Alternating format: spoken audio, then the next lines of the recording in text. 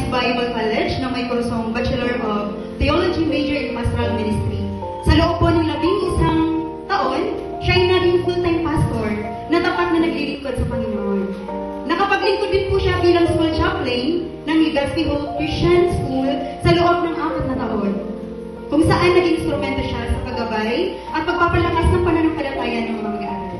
Sa kasalukuyan, siya po ang resident pastor ng United Evangelical Church of Legazpi.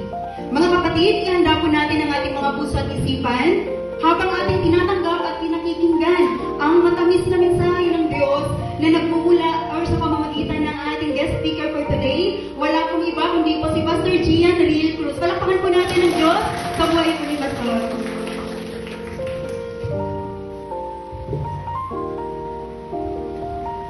Maraming salamat.